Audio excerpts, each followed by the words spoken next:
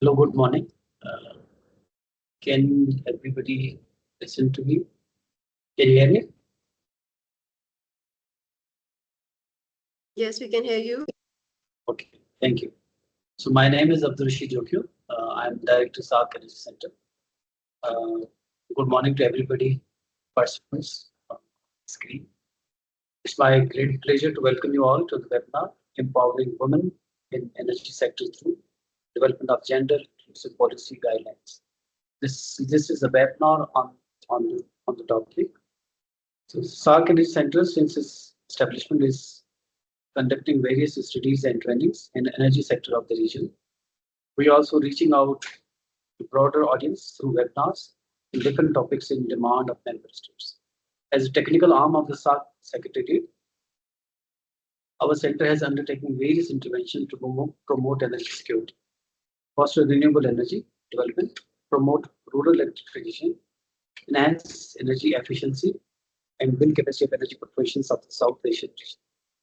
You are aware that SAARC region represents nearly 25% of the world's population, in which almost 50% are women.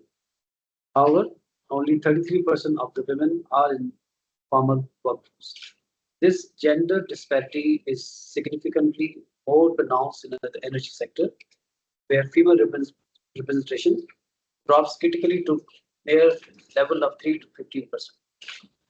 In the decision-making and leadership role, these numbers are even lower, which highlights an acute underrepresentation of the gender. Ladies and gentlemen, prioritizing women's participation in policy creation, strategy making, and project development leads to more effective and equitable outcomes. However, these have to be reflected in policy plans and internal strategic documents. Efforts have been put for the inclusion and to bring women and marginalized groups in the leadership role across the world and in the SAARC member states through different capacity development programs. Still, these efforts are not enough unless they are guided by legal documents.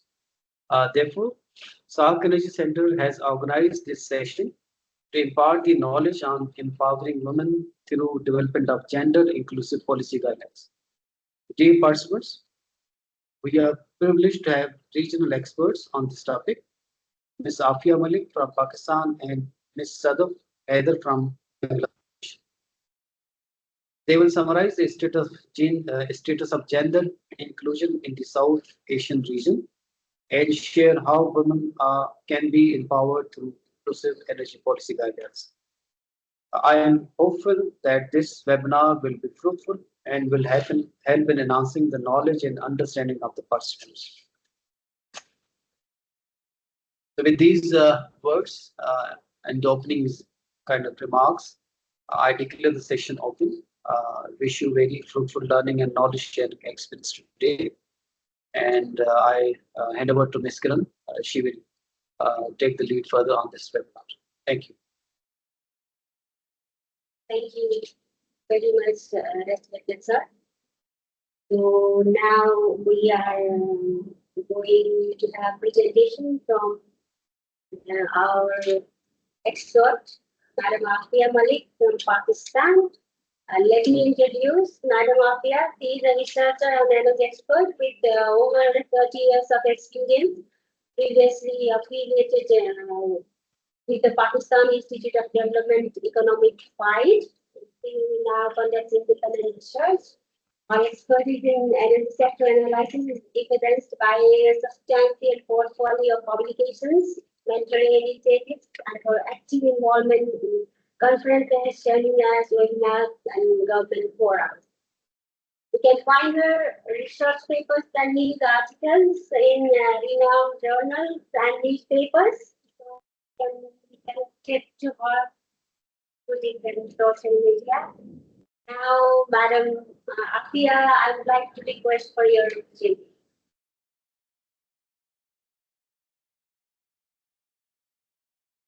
Ms. Afia, please unmute yourself. Am I audible now? Yes, absolutely. Okay. Is my screen visible? Visible, can you please maximize? Please maximize. This is the maximum. Yeah, this is a full screen.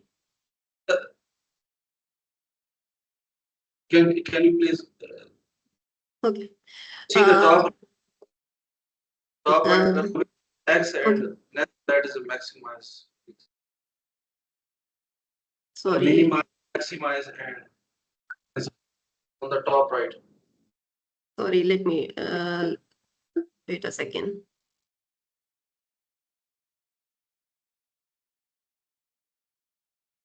Yes. Is it maximum now? Yes, yes, thank you so much. Okay, wait a minute.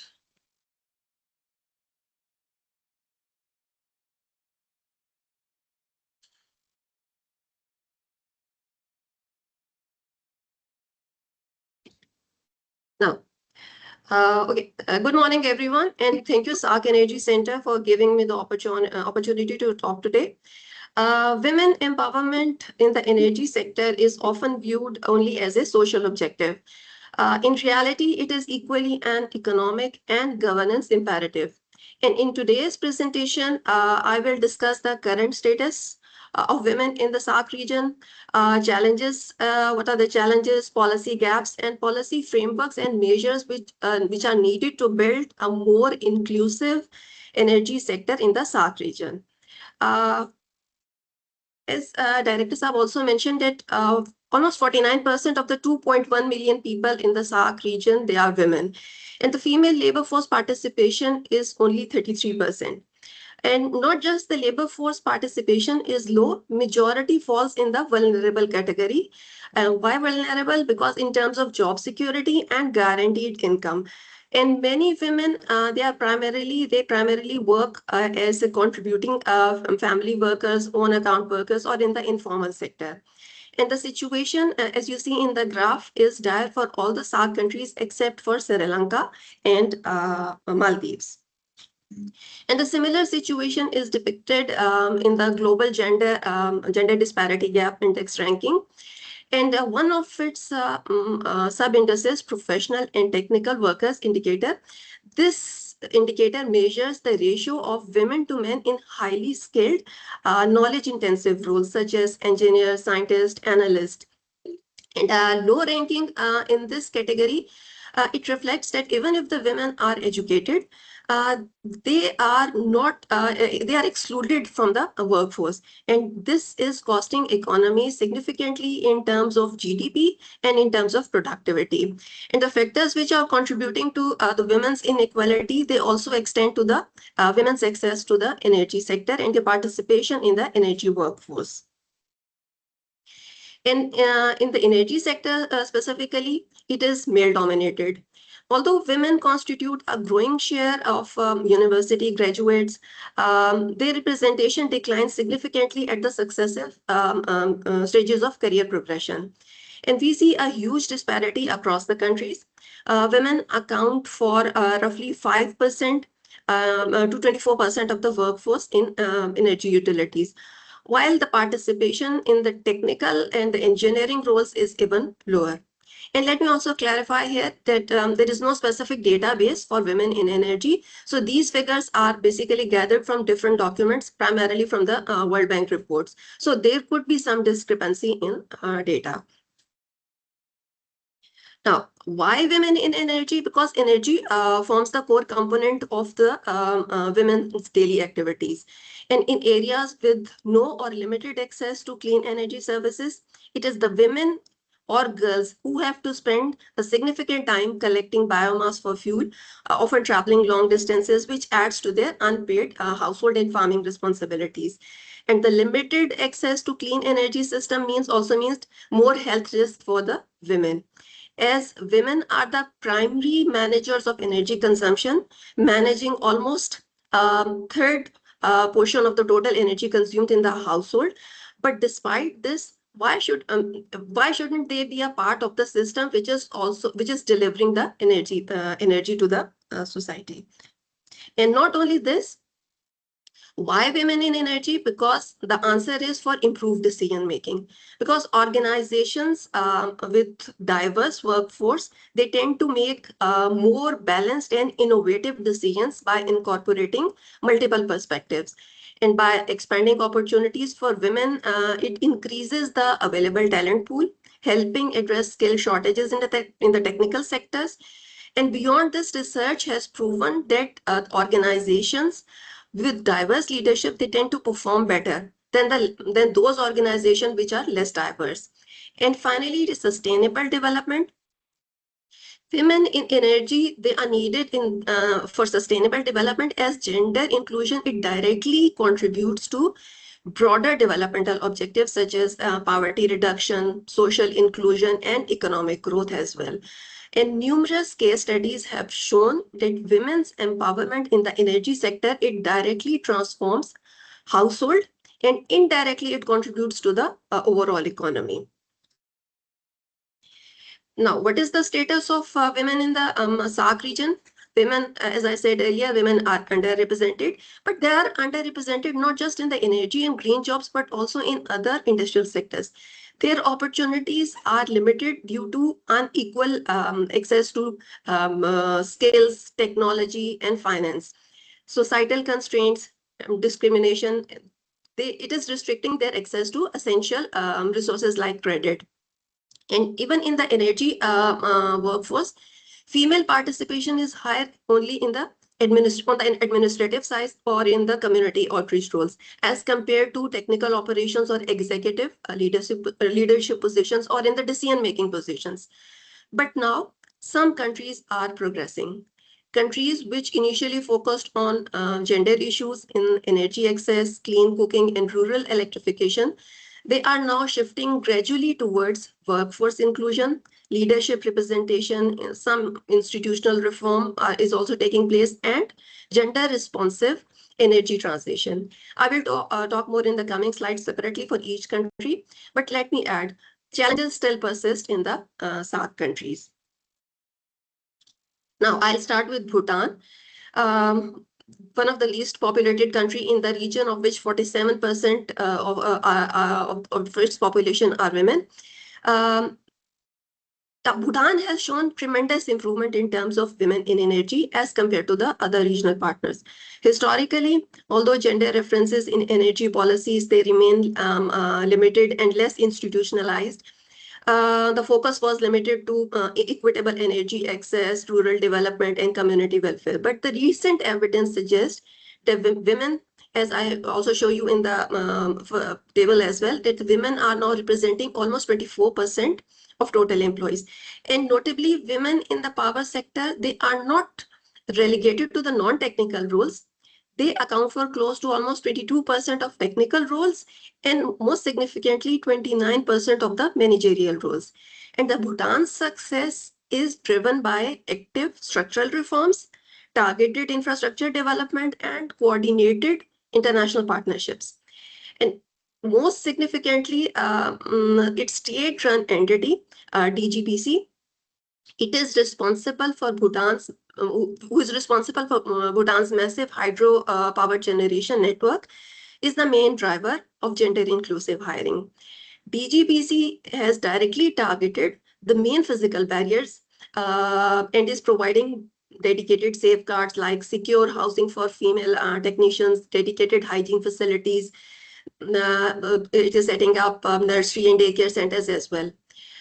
Similarly, another initiative, the Powered by Women Bhutan initiative, has recently been launched, and it is expected that it will promote employment tracking and leadership training for the mid-career female. Furthermore, Bhutan's national energy policy, it has linked green growth with incentives to boost the hiring of local female engineers and green jobs. Moreover, its large-scale cross-border clean energy initiatives, because as you all know, the Bhutan is involved in the cross-border energy trade as well.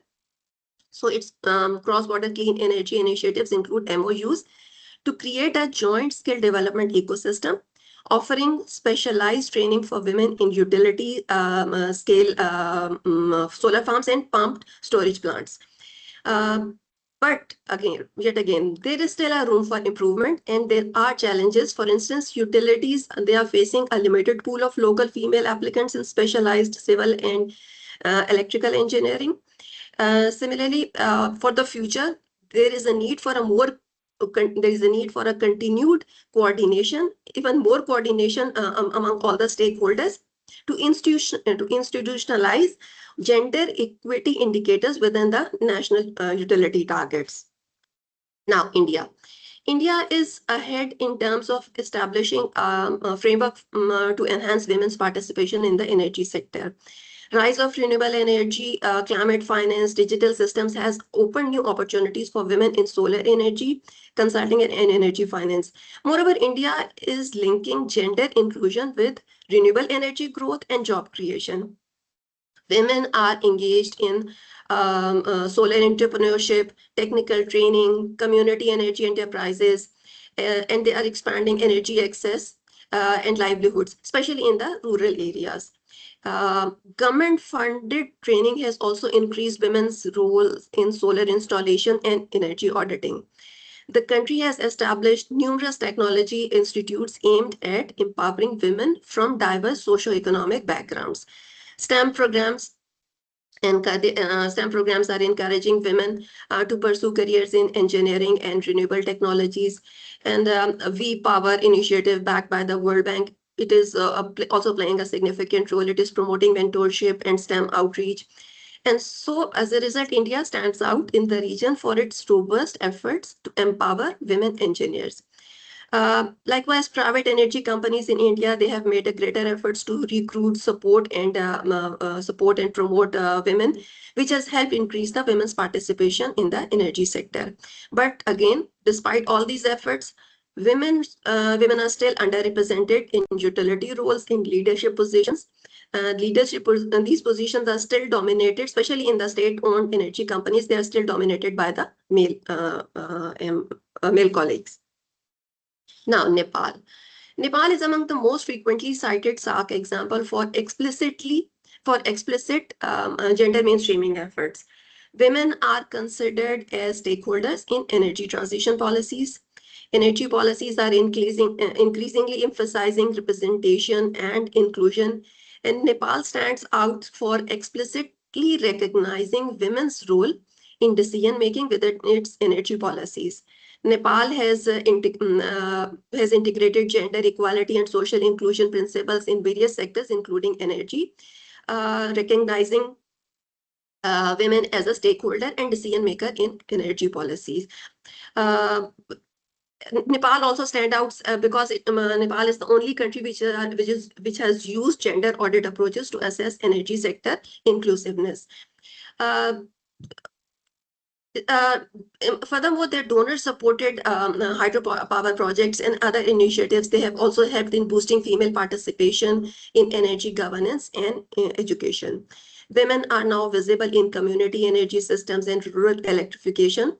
Although leadership positions in utilities and hydropower institutions, they still remain male-dominated. But again, despite progress in terms of policy commitment, overall implementation, it remains inconsistent due to gaps in institutional coordination. Now, Bangladesh. Bangladesh is increasingly integrating gender into energy while addressing energy poverty, promoting women's empowerment in community-based clean energy initiatives, and is growing. Women's representation is growing in renewable energy entrepreneurship. Bangladesh solar home system programs, they have included women as technicians, sales agents, and entrepreneurs, contributing to both employment and improved rural energy access. Women have been trained and employed in renewable energy installation and maintenance programs. Female technical graduates are also increasing. In Bangladesh, rural electrification and decentralized renewable energy programs have supported women's participation, but aided by gender budgeting initiatives, which are supported by basically NGO-led programs.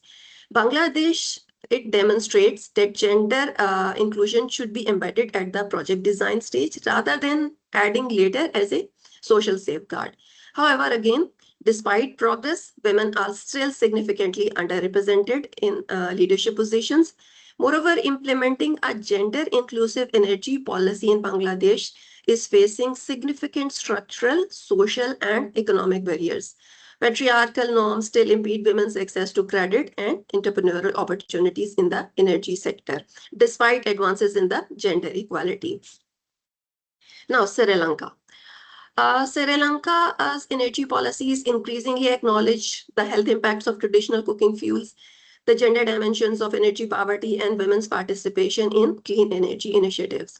Sri Lanka benefits from relatively strong female literacy and education indicators, which have improved women's representation in professional services and administrative functions within the energy sector. In energy, women are more visible in planning and administration. Renewable energy and sustainable sectors, they are showing growing participation, but the technical participation on the technical side, it remains limited. Moreover, targeted gender energy policy frameworks are still underdeveloped. Afghanistan. Women are largely treated as beneficiaries rather than energy sector participants. And there is a focus on clean energy access for rural women. Afghanistan's energy policies, they do contain references to women's energy vulnerability, but relatively extremely limited institutional gender mainstreaming mechanisms. Moreover, there is a limited institutional provisions for women's representation in energy governance or in the policy making. Maldives, a small country in the SAARC region, historically, women were grossly underrepresented in the formal energy sector, with their roles traditionally confined to domestic energy management. But the recent evidence shows that progress in shifting in women from administrative roles into technical pipelines across the utility networks. Through various donor-supported programs, Maldives has introduced almost 25% of female participation quotas for training programs within the main energy suppliers. Similarly, with the support of World Bank programs, Maldives is actively mainstreaming female engineers, aiming to place hundreds of women in the technical roles in the green energy sector. In other words, recent evidence for these countries, for all these countries, is showing some progress in terms of empowering women. Now, Pakistan. Pakistan has one of the lowest female participation in the formal energy workforce in South Asia. There is no doubt that some progress has been made, but it is mostly through the organizational initiatives rather than through a more comprehensive national gender energy framework. Women are concentrated mainly in policy analysis, research, academia, or donor-funded energy programs and sustainability initiatives. Organizations like Women in Energy, they have taken a lead to train some women from lower middle income class backgrounds, and they are creating jobs. But such initiatives are just a small pilot projects. The policy regime has facilitated inclusion, but only indirectly through climate adaptation programs, renewable energy initiatives, and general public sector gender quotas, but only to fulfill donor demands or to fulfill the global commitments. But despite these efforts, there is a significant gap, because there is no dedicated national gender and energy policy or a gender mainstreaming framework for energy institutions or a women in energy leadership strategy. And this underrepresentation in the energy sector, underrepresentation of women in the energy sector means economic and institutional inefficiencies, which means reduced utilization of available human capital, low workforce diversity and innovation capacity, weak representation of household energy realities in policy making, and limited gender responsiveness in energy access and affordability programs. When women is not part of the energy planning or policy, result is the policies and programs that inadequately address social and economic realities. And what are the specific challenges in Pakistan? First one is women are underrepresented in technical education related to energy.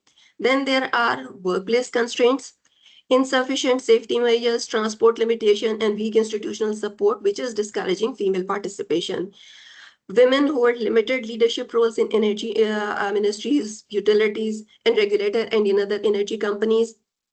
Although, and in the on the financial side, although State Bank reports says the progress has been made in terms of financial inclusion, but women-led businesses in renewable energy and clean cooking sectors, they are still facing difficulties in accessing credit. And most significant factor in the case of Pakistan is the social expectations regarding gender roles, which continue to influence their career choices and workplace opportunities. Then there are family pressures and specifically gender stereotyping, which remains a significant barrier to women's engagement in the Pakistan's energy sector. Another challenge in the case of Pakistan is the lack of a strong and coordinated framework for women's participation in the energy sector. As I said, some efforts are being made, but they lack coordination, as the objective is not the women empowerment, but the fulfillment of obligations. And finally, as you may also know, that Pakistan's energy sector is under stress for the last few decades. Consequently, the energy sector reforms, they have largely focused on those issues like electricity shortages, circular debt, tariffs, fuel imports, and infrastructure expansion or capacity payments issue. So as a result, the workforce diversity and gender inclusion, it remains on the back burner, and they have not been the major priorities within the sectoral reforms. Now, it is not that there is no effort at the policy level. Many gender inclusive policies have been announced in the country but they are under the influence of donors. Although most of these policies, they do not specifically target energy sector, but these policies, they do provide institutional and legal foundations that could be adapted in the energy sector and for the future gender inclusive energy policy framework. For instance, there is a national gender policy framework. It indirectly does provide a basis for gender responsive energy planning, women's participation in energy governance, and inclusion of women in green jobs and energy transition initiatives, but does not provide a sector specific guidance for energy institutions. Likewise, there is another policy, banking on equality policy. This policy arguably is the most advanced example of gender inclusivity and is showing results as well in the banking sector as well. It includes disaggregated data reporting, women-friendly workplace policies, women leadership, and institutional accountability mechanisms. And for the energy sector, this framework, it demonstrates how a regulator can move beyond general commitments and introduce measurable targets, reporting obligations, workforce inclusion indicators, and institutional accountability for the gender sensitive operational guidelines and provide the gender sensitive operational guidelines. Likewise, there is a Punjab women development policies, then climate change gender action plan. Climate change gender action plan, it has the potential to advance gender inclusivity in energy sector by transitioning women from mere energy consumers to active decision makers, entrepreneurs, and green job leaders. And this climate change action plan is playing a role in gender inclusion in countries like Nepal, Bangladesh, Bhutan. But in Pakistan, its impact has yet to be seen. And one of the, let me add here, one of the systemic weakness here in the case of Pakistan is after the 18th constitutional amendment, it is the provinces who are responsible for climate and social welfare, whose budgets often neglect these targets. While the federal government is setting the targets under the influence of because of these international commitments, but it is missing in the case of provincial budgets. They are missing. They are not aligning their budgets to the federal gender targets.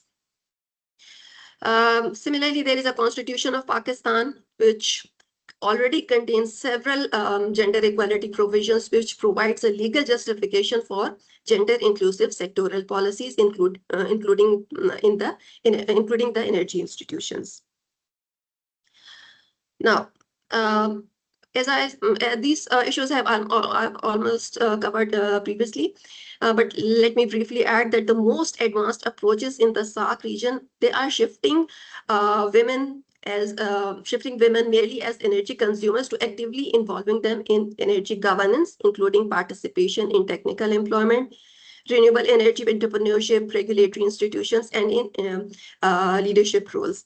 And what are the lessons for Pakistan?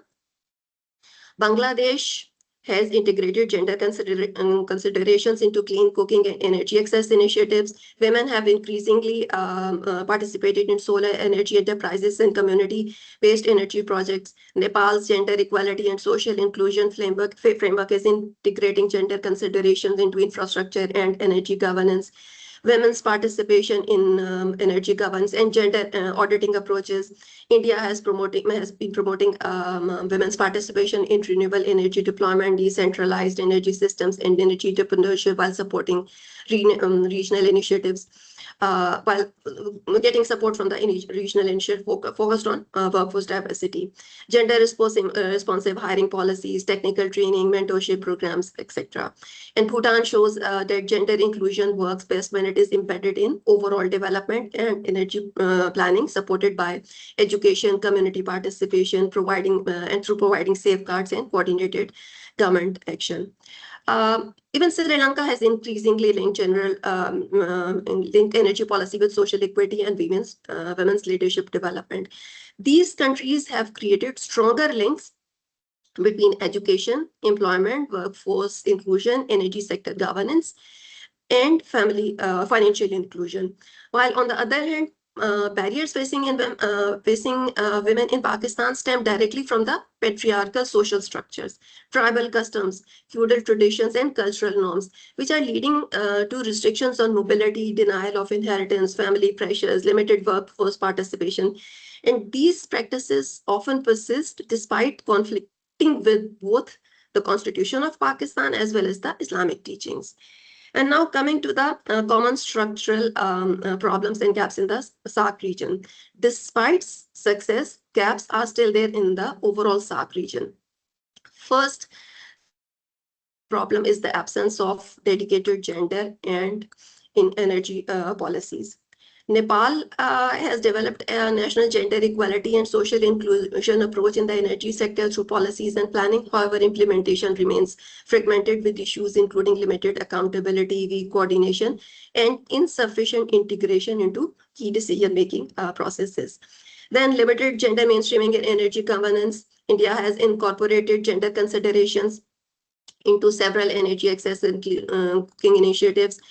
Workforce diversity, leadership, or mandatory, but there are still issues as well in the gender mainstreaming in energy governance in the other countries as well. Then weak workforce inclusion frameworks. Workplaces are still predominantly male-dominated, facing challenges in recruiting and retaining women engineers and offering limited opportunities for career progression. Insufficient gender consideration in energy project design, limited assessment of how projects affect women differently, resulting in missed opportunities for women's economic participation. Then there is weak regulatory oversight and the lack of gender disaggregated data. There is limited support for women energy entrepreneurs, and there is also an issue of social norms and safety. As I mentioned while talking about Pakistan, probably situation is better than Pakistan, but challenges are still there in other SAARC countries as well. Utility companies in the region, they often face gender inclusive policies such as flexible working hours or family support. Then there is informal exclusion networks. This is also an issue in the case of SAARC countries. So many have integrated gender considerations into initiatives for energy access, but gaps are there, which requires a comprehensive gender inclusive framework. And how to make the energy sector more inclusive for the SAARC region? There are three, it requires interventions at the three levels. First is policy frameworks for providing strategic direction, as well as vision for inclusion. Second is the institutional guidelines to translate these policy commitments into organizational practices. And third is legal and regulatory instruments to create enforceable obligations. and of course, a strong political commitment for implementation. No, sorry. At the policy level, what is needed? There is a need for a gender-responsive energy policies to mainstream gender consideration into national energy policies. There is a need for a national gender equality policies so that to align energy sector with the broader national gender objectives. Then STEM and workforce development policies to increase women's participation in engineering, technical, and leadership roles. Energy access policies to address the different energy needs of women, particularly in rural and underserved areas. Just energy transition policies to ensure that women benefit equally from renewable energy, green jobs, and emerging technologies. Institutional guidelines. In terms of guidelines, recruitment and employment guidelines, workplace inclusion guidelines, leadership development guidelines, procurement guidelines, gender mainstreaming guidelines, which includes gender impact assessment, gender budgeting, sex disaggregated data collection, etc. Now, on the legal and regulatory instruments like labor laws, corporate governance regulations, energy sector regulations. But let me clarify, some of these, they do exist, as I mentioned earlier, for instance, about corporate governance rules. But what is missing is enforcement in the real sense. So, and the effectiveness of all the three pillars like policy, institutional guidelines, and regulations, it depends on the practical implementations tools. And this is the list of practical implementation rules which needs to be adopted for the more inclusive energy sector in the SAARC region. For instance, gender impact assessment, which will identify differential impacts of energy policies and projects on women and men. Gender budgeting, which ensures financial resources are aligned with gender objectives. Gender action plans that translate policy commitments into measurable actions. Gender audits, which is very important to assess institutional performance and identify areas for improvement.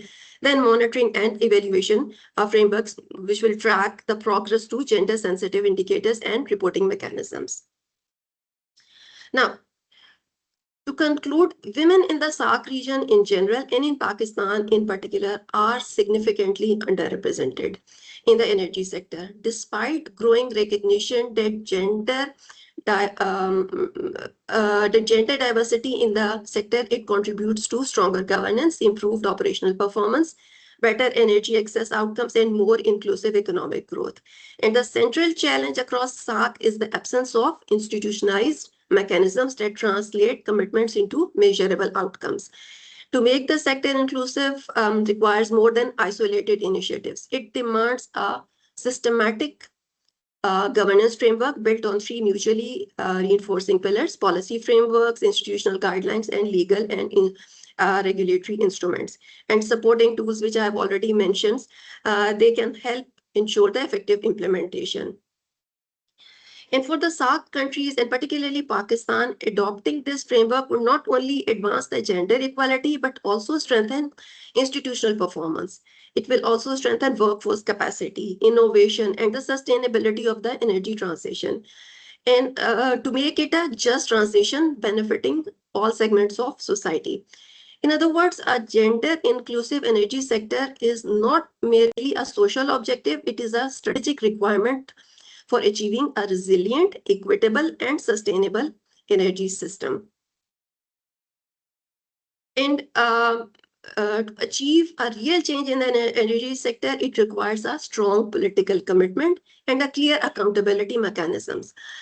Governments should set mandates to track gender goals in energy using transparent methods, a dedicated budget, and a stakeholder engagement for fair and just results. And for changing social norms, it requires a combination of visibility, opportunity, and institutional support. Visibility through promoting female role as visibility can be obtained through promoting females role model as engineers, technicians, entrepreneurs, and energy leaders. And opportunity through encouraging girls' participation in STEM education, challenging stereotypes about male and female occupations, and institutional support through ensuring workplaces provide inclusive policies such as mentorship, flexible work arrangements, zero tolerance for discrimination.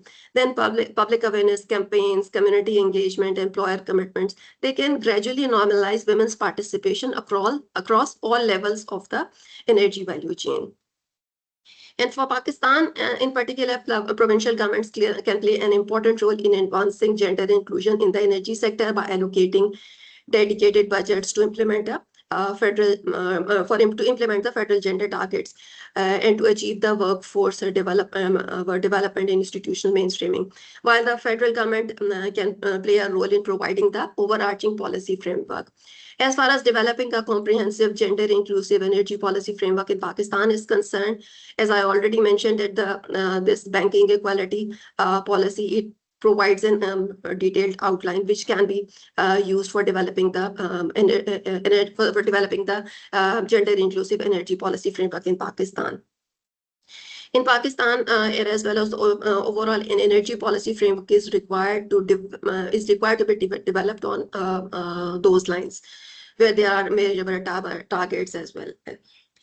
Now, to sum up, despite persistent barriers, several trends are improving the prospects for the women in the region. Energy sector is transforming, creating new opportunities for gender inclusion that were not possible in the case of in the traditional industry.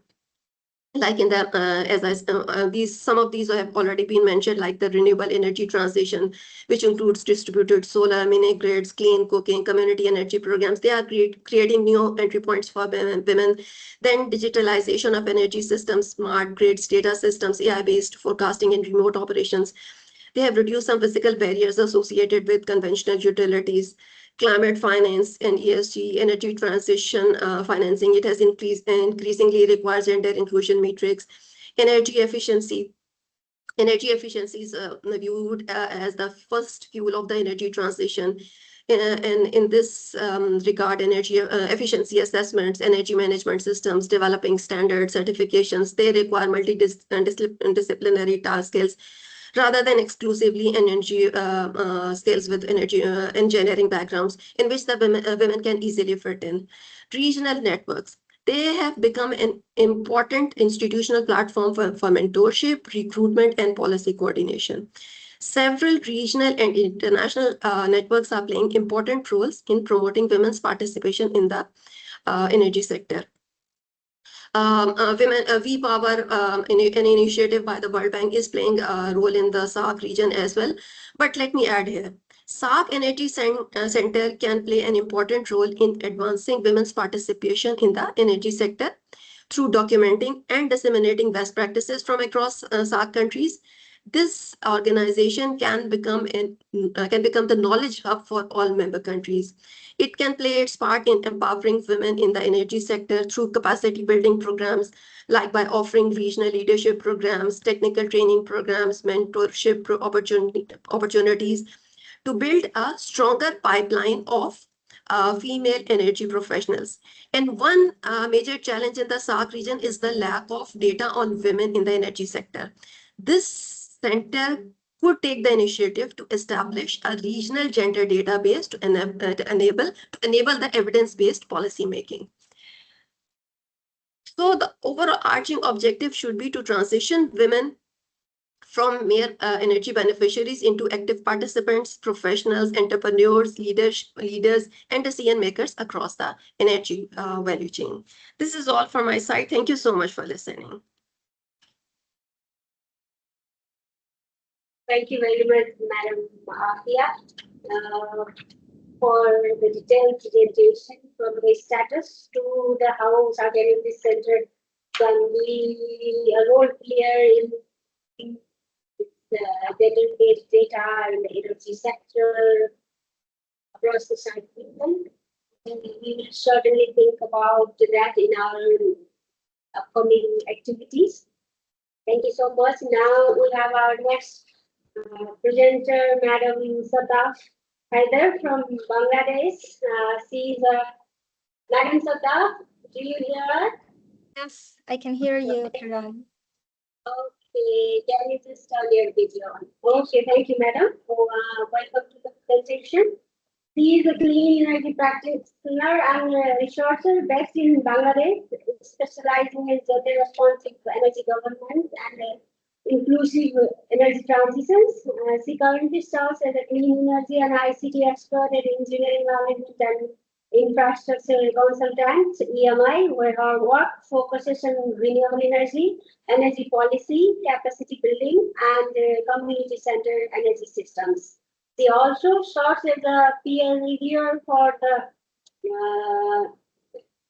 journal, which is based in Malaysia, and she is also the best paper awardee of Institution of Engineers Bangladesh in 2024. So in the meantime, we will be collecting questions, and Madam Afia and Madam Saddaq will jointly answer your questions. So please feel free to send me your queries in the chat box. So now I would like to hand over to Madam Saddaq. Please, madam. Thank you so much, Guru. Good morning. Assalamu alaikum, everyone. It is a pleasure to join colleagues from the SAARC region through the SAARC Energy Centre. I would like to thank the SAARC Energy Centre for inviting me to contribute to this important regional discussion. And also thank you, Afia ma'am, for such an insightful and enlightening presentation. I'm from Bangladesh, and I'm looking forward to sharing experiences with fellow participants.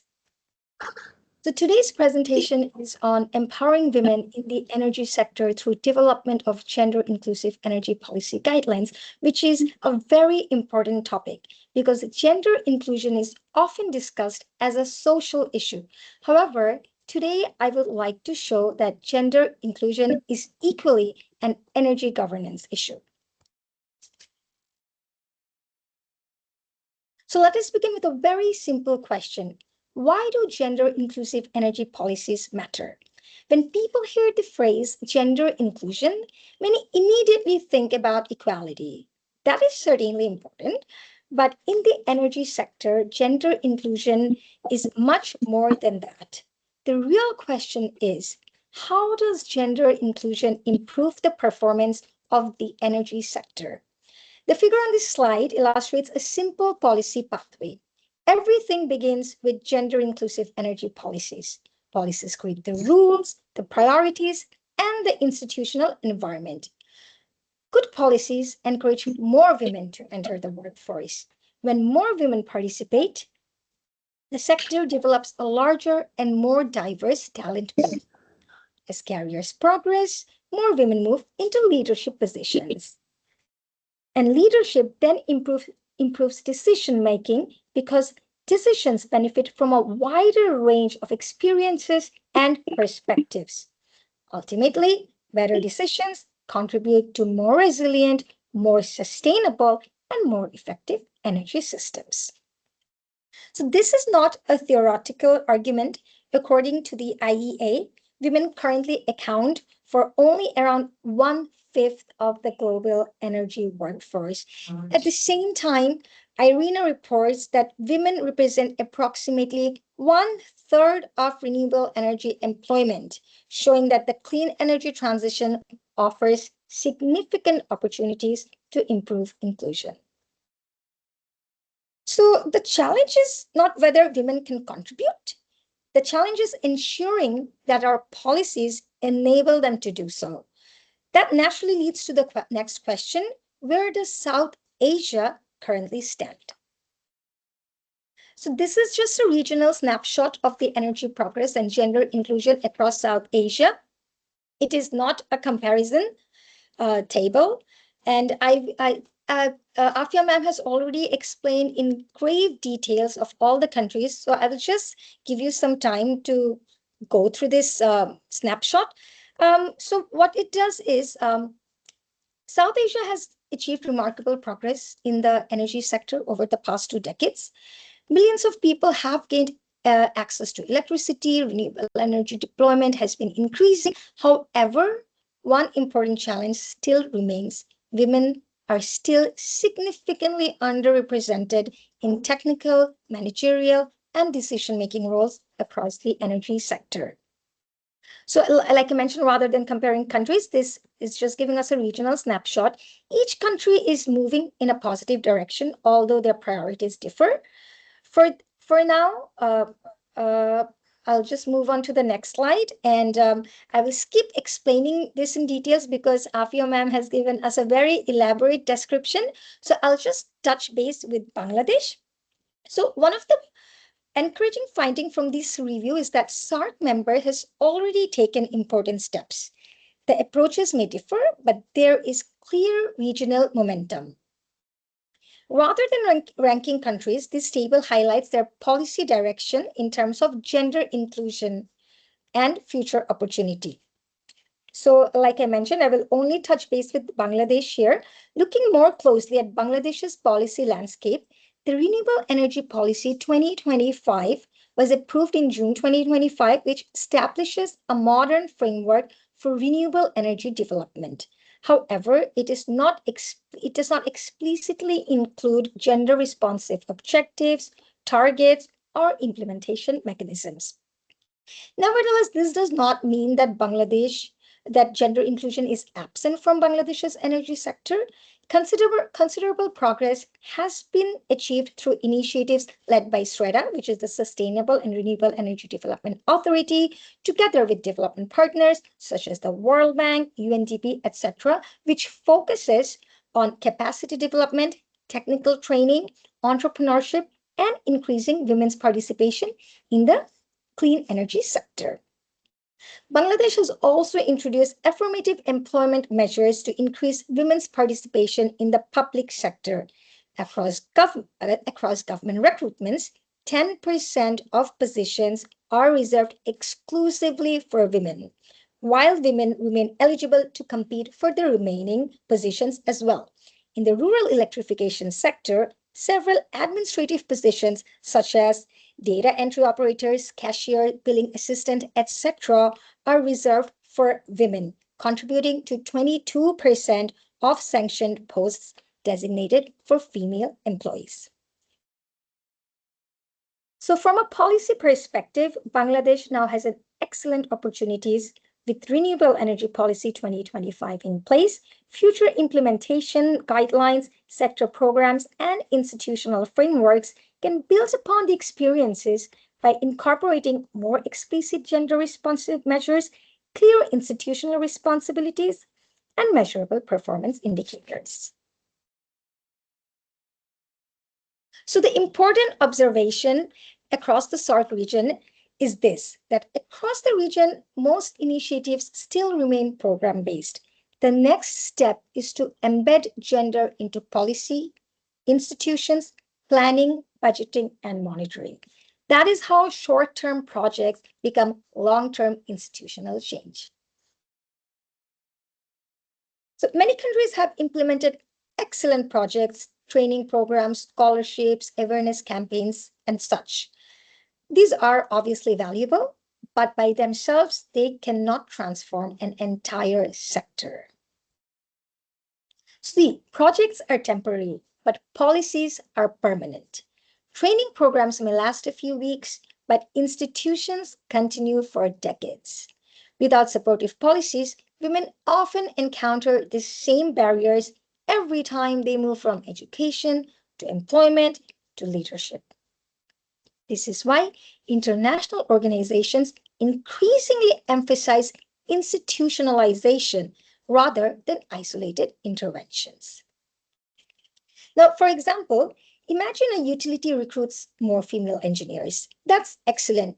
But if promotion system remains biased or the field facilities are inadequate, or say, for instance, leadership opportunities remain limited, many talented professionals will eventually leave the company. The issue is therefore not recruitment alone.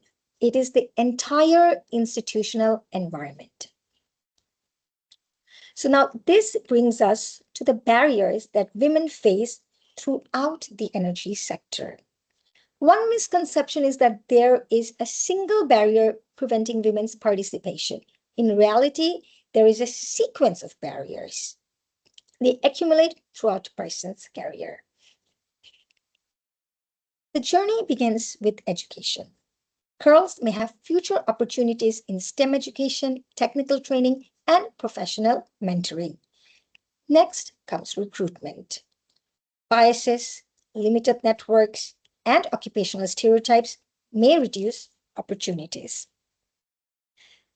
Now, once employed, women can face workplace barriers, including safety concerns, inflexible work arrangements, limited field facilities, or future opportunities for professional development. The next stage is leadership. Many institutions still lack gender-responsive planning, sex-disaggregated data, monitoring systems, or dedicated accountability mechanisms. Women next in leadership, women still remain underrepresented in management boards and technical and regulatory commissions. And the next stage is policy governance, where many institutions still lack gender-responsive planning, sex-disaggregated data, or dedicated accountability mechanisms. Now, these barriers, they do not operate independently. They reinforce one another. Removing only one barrier is rarely sufficient. This is why gender-responsive policy must address the entire ecosystem. Fortunately, many international organizations have already identified approaches that work. So far we have discussed where South Asia stands today and the barriers that continue to limit women's participation. So the next question is, what can we learn from international experiences? Now, the encouraging news is that we do not have to start from scratch. Many international organizations, including the IEA, IRENA, UN Women, the World Bank, ADB, and such, have already developed practical guidelines based on global experiences. So the first pillar, according to the best practices and the guidelines developed by this international development organizations, is mainstreaming gender in energy policy. The first lesson is that gender should not be treated as a separate program. Instead, gender considerations should be integrated directly into national energy policies, renewable energy strategies, and sector planning. When gender is embedded in policy, it becomes part of the normal decision-making rather than an optional activity. The next pillar is building an inclusive energy workforce. So the second lesson is that we need to strengthen the future of the energy workforce. This begins with encouraging girls to study STEM subjects, expanding technical education, and supporting apprenticeship and creating professional mentoring opportunities. Women currently account for only about 1/5 of the global energy workforce. This means the sector is not drawing upon its full potential. Now, the third pillar is creating equal opportunities in clean energy. Now, the renewable energy transition creates an important opportunity. Women hold 32% of full-time jobs in the RE sector, but they remain concentrated in administrative and non-technical roles. The goal is simply not more jobs, but more opportunities in engineering, operations, project management, and leadership. The fourth pillar is strengthening data and accountability. And another common lesson is the importance of better data. If governments do not collect sex disaggregated data, it becomes extremely difficult to understand where barriers exist or whether policies are actually working. So better evidence leads to better policy. And the last pillar is promoting women as decision makers and having women in leadership roles. So finally, successful countries recognize that women should participate not only as employees, but also as decision makers. Leadership matters because it shapes organizational priorities, institutional culture, and long-term governance. So when we compare all these international experiences, one conclusion becomes very clear. The organizations may differ, the countries may differ, but the message is remarkably consistent, and that is that successful energy transitions require gender to be institutionalized, not treated as an isolated initiative. Now, this slide brings together the international evidence into a practical checklist. It is not intended to be a model policy. Rather, it summarizes the components that repeatedly appear across guidance developed by international organizations. The first component is policy commitment. Every guideline should begin with a clear commitment. Gender inclusion should be explicitly reflected within national energy policies, renewable energy strategies, and climate action plans. Without these commitments, implementation becomes inconsistent. Second component is institutional responsibility. Now, policies should clearly identify who is responsible. Responsibilities should not remain vague. Ministries, regulators, utilities, and renewable energy agencies should each understand their respective role. The third component is workforce participation. The policies should also support recruitment, retention, promotion, professional development, and career progression for women across technical and managerial positions. The fourth component is leadership and decision-making. So participation alone is not sufficient. Women should also have opportunities to contribute to strategic decision-making through boards, committees, senior management, and regulatory institutions. The fifth one is safe and inclusive workplaces. An inclusive workplace is essential. Policies should encourage equal opportunity, safe working environments, appropriate field facilities, anti-harassment measures, and flexible work arrangements where appropriate. And the sixth component is gender-responsive budgeting. Implementation requires resources. Policies should therefore include dedicated financing for capacity development, institutional reform, and gender-related initiatives. The seventh component would be project design and implementation. So gender considerations should also be integrated throughout project planning, consultation, implementation, and evaluation. And lastly, data monitoring and accountability. So finally, every policy should include measurable indicators, regular reporting, and periodic review. Without monitoring, it is impossible to know whether implementation is succeeding. Equally important are institutional reporting systems and collecting sex disaggregated data. So in summary, effective policy guidelines answer three practical questions. Who is responsible? What actions are required? And how will progress be measured? Now, once these policy components are in place, the next challenge is implementation. Policies do not implement themselves on their own, but institutions do. One of the most common reasons why policies fail is not poor policy design, it is implementation. Even well-designed policies require capable institutions, clear responsibilities, adequate resources, and continuous coordination. But who is actually responsible for making this happen? First are the ministries. Sorry, I jumped a slide. Okay, so as I was saying that who are responsible for institutionalizing these policies, and these are the key stakeholders. The first are the ministries. The implementation begins with the ministries. They develop gender-responsive energy policies, and they coordinate these policies across sectors, allocate resources, and provide overall leadership. The second are the regulators. The regulators then translate policies into operational requirements. They can incorporate gender considerations into licensing, performance, monitoring, and reporting systems. The third are the utilities and the energy companies. Utilities play an important role.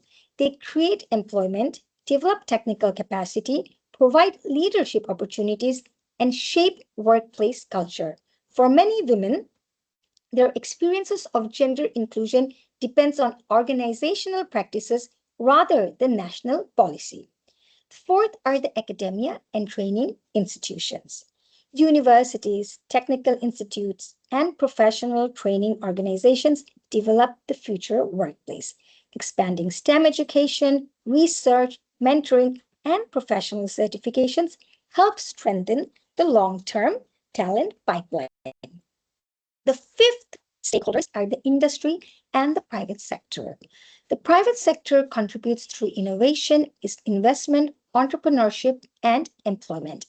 As clean energy markets expand, industry has an important opportunity to promote supplier diversity, women-owned enterprises, and technical careers. And the last one are the development partners and civil society. The development partners support governments by providing financing, technical assistance, knowledge sharing, capacity building, and regional cooperation. The important point is that implementation is not the responsibility of one institution, it is a shared responsibility. Each stakeholder performs a different function, but together they create an enabling environment for long-term change. The important message is simple: gender-inclusive energy governance is a shared responsibility. No single institution can achieve it alone. Knowing everyone's responsibilities is only the first step. Now, the next challenge is ensuring that all these actors work together in a coordinated implementation pathway. This slide summarizes the entire implementation process. Think of it as moving from policy documents to measurable impact. Now, the first step is policy. Everything starts with policy, including our today's presentation. Governments should establish gender-inclusive energy policies, guidelines, and strategic commitments. These define the national direction. Following that, the next step is institutions. Policies alone do not produce change. Institutions translate policy into responsibilities. Each organization must understand what it is expected to deliver. Clear institutional roles reduce duplication and improve accountability. The third step is implementation.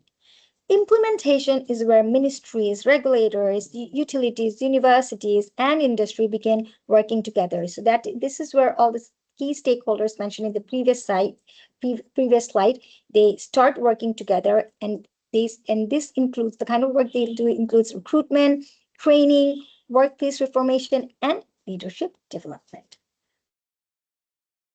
The fourth step is mentoring. The fourth step is monitoring. Progress must be measured. Monitoring helps determine whether actions are producing the desired outcomes and whether adjustments are needed. And lastly, impact. If these stages work together effectively, the result is an energy sector that is more inclusive, more innovative, and better prepared for the future. So the right-hand side highlights 5 enabling conditions. The first is political commitment. Without leadership, implementation rarely succeeds. Second one is institutional coordination. Energy issues cut across multiple organizations, multiple stakeholders, so collaboration is essential. The third one is sustainable financing. Policies require adequate resources. Fourth one is capacity development. People need the knowledge and skills to perform the reforms. And lastly, evidence-based monitoring. Data should continuously inform policy improvements. So implementation is not a one-time project. It is a continuous cycle of planning, action, learning, and improvement. And this naturally leads to another question. How do we know whether implementation is actually working? The answer is through measurable indicators. Now, there is an old management saying, what gets measured gets managed. If we never measure progress, it becomes impossible to know whether gender-inclusive policies are producing real change. Now, the first KPI, the first monitoring and evaluation indicator is the workforce and employment. The first group of indicator focuses on workforce participation. Examples include percentage of women in the total energy workforce, percentage of women in technical positions, percentage of women recruited annually, and the staff retention rate by gender. The second indicator is leadership and decision making. So participation alone is not enough. We also need women in leadership positions. Indicators include women in senior management, boards, technical committees, and project leadership. Leadership reflects influence, not just representation. The third indicator is capacity development. This is another important area. Governments should monitor participation in STEM education, technical training, certification programs, mentoring, and internships. These indicators help assess the future talent pipeline. The fourth indicator is policy and institutional performance. Monitoring should also evaluate institutes themselves. For example, have gender-responsive provisions been adopted? Are utilities implementing action plans? Are organizations applying gender-responsive budgeting? And the last indicator is monitoring and accountability. Finally, governments should monitor reporting. Are sex disaggregated workforce statistics available? Are annual reports being published? Are policies reviewed regularly? These indicators strengthen transparency. Good indicators should not simply count activities, they should help improve decisions. Beyond choosing indicators, we also need good measurement practices, and that is the focus of the next slide. Now, collecting data is only the beginning. Good monitoring depends on good measurement practices. The first principle is we have to always use sex disaggregated data. Without separating data by gender, important differences remain hidden. The second principle is that indicators should align with national energy strategies and gender objectives. Otherwise, different organizations may collect inconsistent information. The third principle is to ensure data quality. Data should be reliable, consistent, and comparable across organizations and over time. The fourth principle is that stakeholders should also participate in data collection and review. Utilities, regulators, universities, and civil societies, they all contribute to valuable information. And lastly, and most importantly, we have to use evidence to improve policy. Monitoring should not become an administrative exercise. Its purpose is continuous learning. Now, this slide also recommends a practical reporting cycle, which includes annual workforce reporting, a policy review every 3 to 5 years, continuous utility performance monitoring, and evidence used for ongoing improvement. Now, we have to remember that monitoring should measure not only participation, but also influence, leadership, institutional change, and long-term outcomes. Once we know what works and how to measure it, we can identify priorities for South Asia.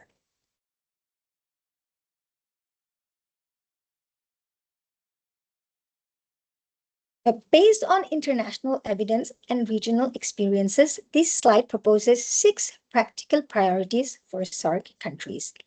These recommendations are adaptable to each country's context. It's rather than being a one-size-fits-all. The first priority should be institutionalizing gender with national energy policy. Gender should be embedded in renewable energy, electricity, and climate strategies, not treated as a separate subject. Dedicated gender-inclusive policy guidelines and implementation plans should also be developed. The second priority is to strengthen institutional leadership. Assign clear responsibilities and establish gender focal points within ministries, regulators, and utilities. Interagency coordination should also be strengthened. The third priority is building a future-ready workforce. Expanding STEM education, technical training, apprenticeships, and leadership programs for women is necessary. Promoting equitable recruitment, retention, and career progression is also advisable. The fourth priority is creating safe and inclusive workplaces. Improve workplace policies, field facilities, equal opportunity, and prevention of harassment and discrimination. Fifth priority is improving data monitoring and accountability. You have to collect sex disaggregated data, workforce and leadership data, and integrate gender indicators into sector performance reviews. And lastly, strengthen regional cooperation. SAARC countries can share knowledge, research, training, and good practices. Countries face different challenges but can learn from one another. This training program of the SAC is also a brilliant example of this. And together, these 6 priorities provide a practical regional action rather than an isolated recommendation. Now, if these priorities are implemented consistently, what can we expect? This slide summarizes the long-term expected outcomes. The first outcome is in the workforce. A stronger and more diverse energy workforce. More women entering technical and leadership positions strengthen the sector's talent base. The next outcome is in institutions. More accountable, stronger, and better coordinated institutions. Clear governance improves policy implementation. The third outcome is in policy implementation and better policies. Policies become more effective because they are supported by capable institutions and measurable indicators. The fourth outcome is in innovation and productivity. Diverse teams consistently produce better ideas and stronger problem solving. Gender inclusion therefore contributes directly to innovation and productivity. And lastly, sustainable energy transition. Ultimately, more inclusive governance supports a more resilient and more sustainable energy transition. Now, the important message is that gender inclusion is not simply about increasing numbers, it is about improving how the energy sector performs. This brings us to the final message of today's presentation. Before concluding, I would like to leave you with 4 key messages. If you remember only 4 ideas from today's session, let them be these. The first message, gender inclusion is good energy policy. It strengthens governance, improves decision-making, and supports better energy outcomes. Second message is policies must move beyond good intentions. Training programs alone are not enough. Gender must be embedded within policies, regulations, institutions, and organizational culture. The third message is implementation requires collective action. Governments, regulators, utilities, academia, the private sector, industry, and development partners, all the stakeholders have important and complementary roles. And lastly, what gets measured gets managed. Without good data, indicators, and regular monitoring, even well-designed policies cannot demonstrate impact or improve over time. South Asia is entering a period of rapid energy transition. if we integrate gender into the way we plan, govern, and implement the transition, we will not only create more opportunities for women, we will also build stronger institutions, more innovative organizations, and more resilient energy systems. And here, I would like to add that the SAARC Energy Centre is well positioned to play a catalytic regional role in advancing gender-inclusive energy governance. I wholly agree with everything Afia ma'am said about how SEC can help. It could establish a regional knowledge-sharing platform to exchange best practices, case studies, and policy experiences across the SAARC countries. It could also expand capacity building programs by introducing leadership, technical, and policy training, especially for women energy professionals. With that, I would like to conclude my presentation. Thank you, everyone.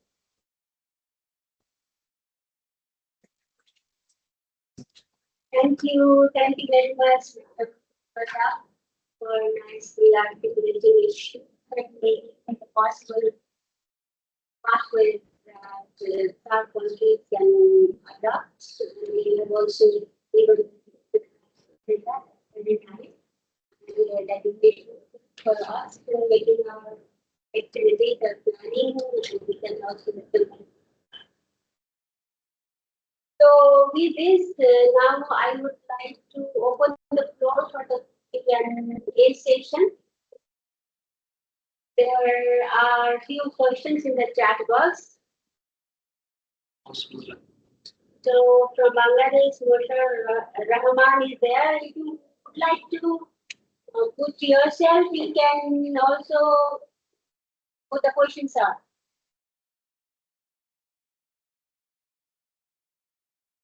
And I'm happy that I'm seeing more male participants than women. As we know already, we know the gender issues are already known by women, so male colleagues should understand more on it. Maybe.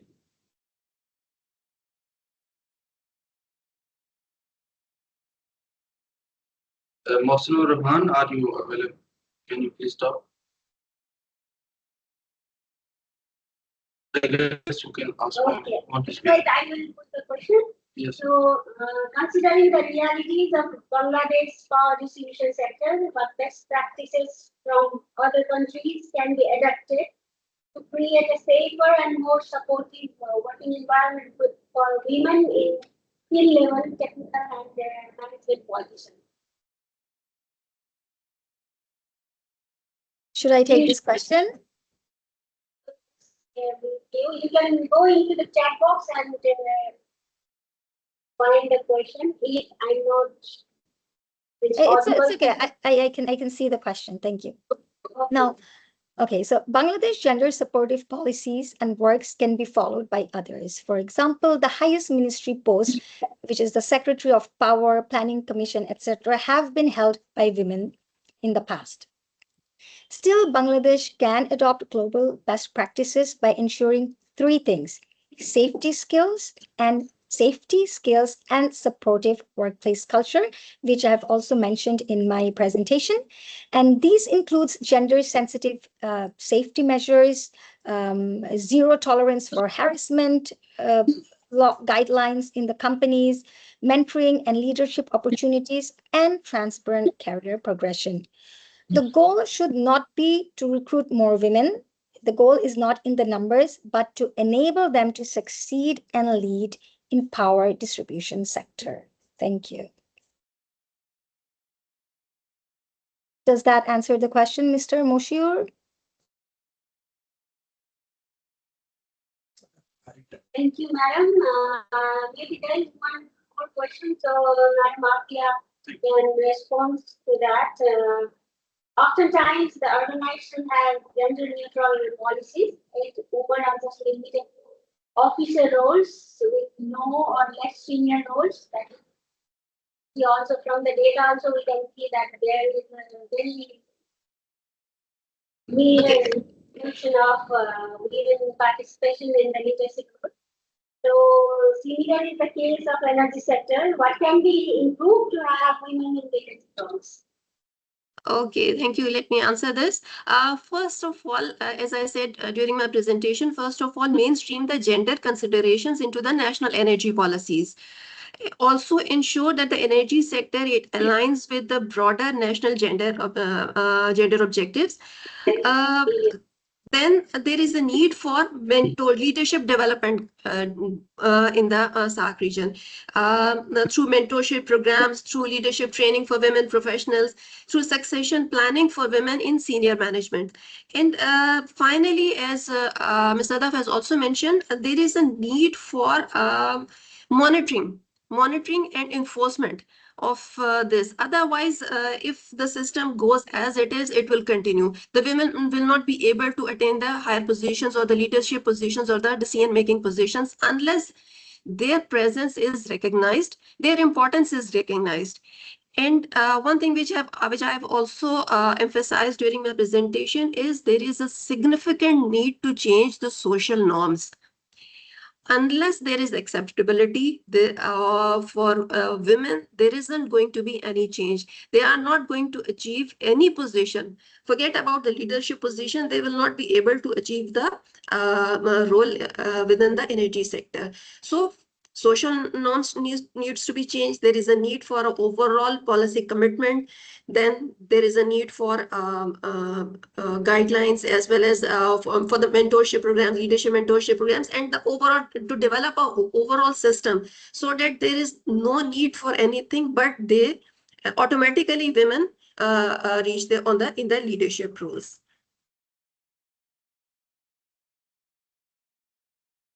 And one more thing, there is a need of political commitment, which Ms. Sadaf has also mentioned. Political commitment is also very necessary for women empowerment and for the leadership roles.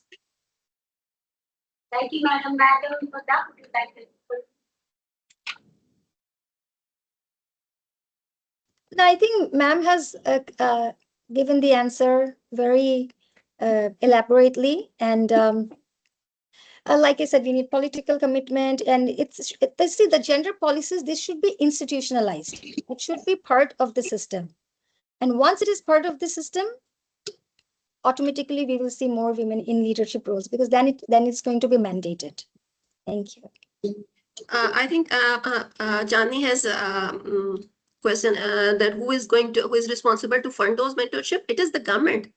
Government is responsible to fund these mentorships. It is the government's responsibility, not anyone's else. So the government has to take the lead. Okay, that's great. So we have a colleague from SAARC Energy Centre. He's the program leader technology transfer, Mr. Ehsan Javed. You would like to put some questions. Thank you very much, Kiran, and thank you very much, Ms. Afia and Ms. Sadaf, for your excellent presentations. We really enjoyed the knowledge shared by your good experts. So my questions are regarding, there are basically two parts of my question. The first question is that, do you think fixing a quota system in job sector, would it be better approach, or do we go for the normal, open merit basis? If we are going to support women in energy sector, or just to have them more inclusive policies in their respect. And the other thing is that what about the environmental safety things for the women? I mean, policies are very good. There have been good policies in most of the member states. But when we see on the implementation phase, then the harassment issues are involved with women, gender issue. Then there are indirect pressures involved by the authorities. So what do you think about those aspects? I mean, even if policies are there, the social sector or the social policies do hinder real participation of women or avoid them into going into the mainstream. So what are your comments on that one? Shall I respond? Okay, to answer your first question, start with fixing a quota, then gradually once the women are streamed, they are in the sector, then gradually we can move on towards the open merit system once there is an acceptance for women in the sector, but start with the quota system. Secondly, about your question, that is what I have also emphasized during my presentation, and Ms. Sadaf has also emphasized that there is a need for guidelines, institutional guidelines. Anti-harassment policies, flexible work arrangements, maternity and paternity leave provisions, and safe fieldwork protocols, they should be part of the system. Unless they are adopted, the issues related to the women, they will continue. So all these things should be targeted, should be focused. As you remember, during my presentation, I quoted the example of Bhutan, in which the Bhutan's state-owned hydropower company DGPC, they have directly targeted those issues. After targeting those issues, they increase the workforce participation of women in the energy sector. So we have to focus on those issues specifically to increase the female participation within the energy sector.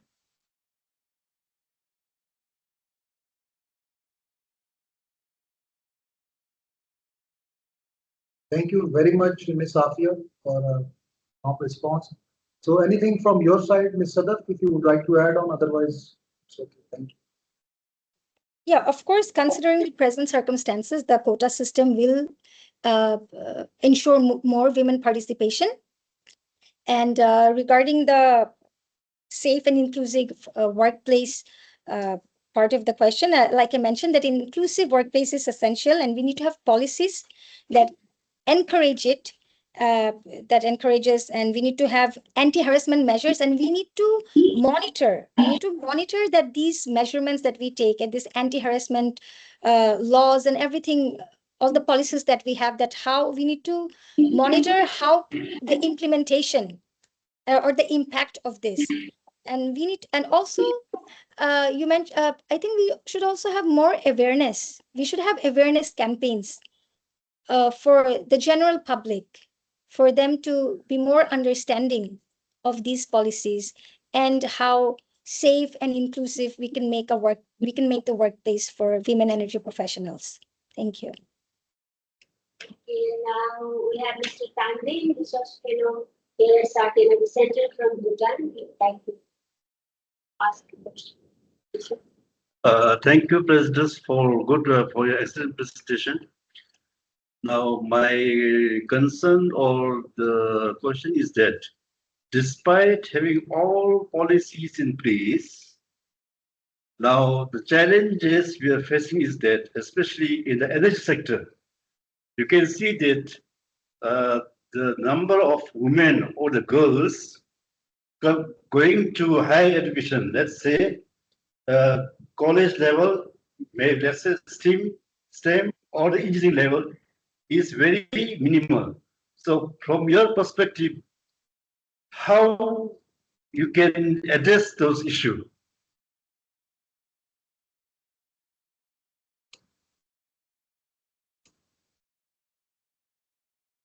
I will like to start. So as I've mentioned that for the implementation pathway, we need to have universities, technical institutes, and professional training organizations to develop the future workplace. And we have to expand more STEM education, more research, more mentoring for women professionals. Even this training program that SEC is organizing, this is also a step that we are taking towards giving the solution to the question that you asked. So we need to have more of such trainings. We need to have a knowledge. We can have a knowledge sharing platform for women. And again, I will say awareness starts because for women, for influencing women in STEM, even in our country, we see, it's still, unfortunately, women in STEM is still it's not a common scene. So the awareness for influencing women in STEM, I'll say it starts from home. So we have to stop restricting our girls. We have to start educating them from home and motivate them to study in STEM and go forward with it. Thank you. There is one more question in the chat box. So of course we are the input resource producer, and at the same time we have to look after our career. So, but there is a family pressure and have to balance that. There is a question regarding that. So, social and family responsibility after gender women's promotion into leadership positions. How can organizations promote better work-life, especially how to overcome these challenges and advance their leadership careers? If I dive in, Adam, can you please question?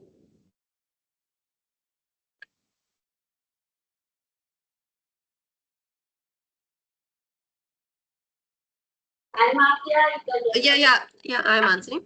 The best approach, as I have already mentioned, is to make the institution more inclusive by creating the safe working environment.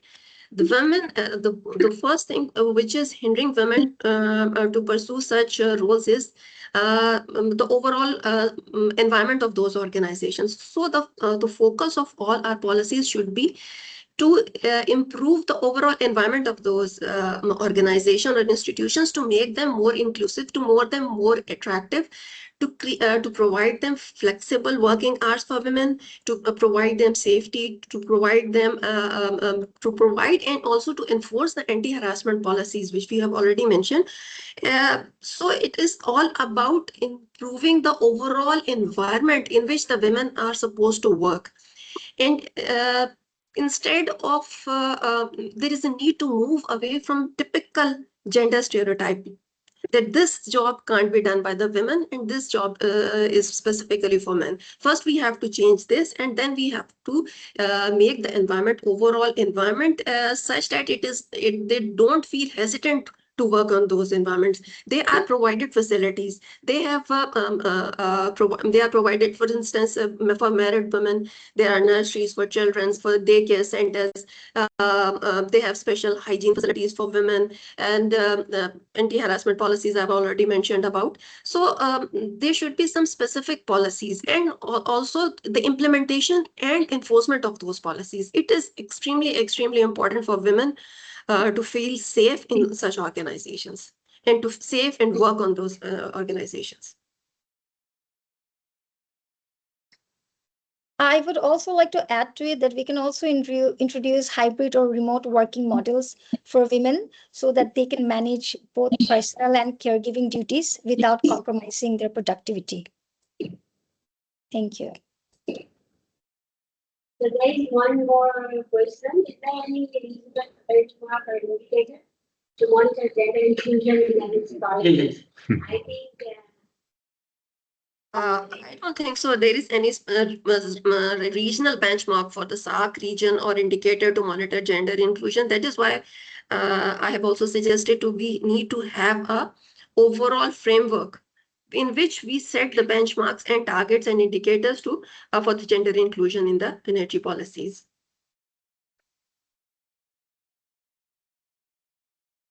yes, now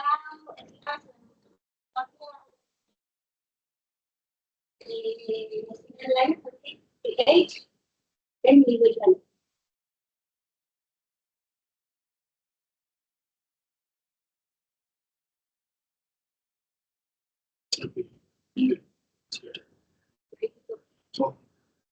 Yeah, Madam Atia and Madam Satta, would you like to add something last line? So I have actually mentioned this in my slide, from where we can learn from the best practices of the development organizations like IEA, IRENA. So there is no regional benchmark, but there are components that we can take from the guidelines developed by these development organizations. Thank you.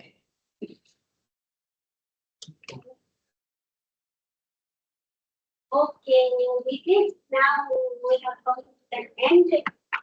Ms. Chandni, Ms. Gayatri, Raman sir, and all the participants who are in this webinar with us for 1.5 hours. Thank you, Ms. Akhil and Pratap, experts of our today's session. Thank you, colleagues. Thank you for attending today's session. Had a simple and excellent session, and there are more excellent also. So the presentation will be available on SAARC Energy Centre's website very shortly. With welcoming invitations and comments from you for further improvement, plus any suggested topics of your interest on which you want us to address is available. One more reminder, in coming days we have a series of webinars. The recent one will be on 30 June on next Tuesday on the topic cybersecurity training and auditing. So if you are interested, you can visit our social media, SAARC Energy Centre and the website, and register over there. We'll be happy to have you there. With this, we end the session. Thank you once again for joining us today. See you next time. Thank you. Thank you. Thank you, everyone. Thank you so much. Thank you. Thank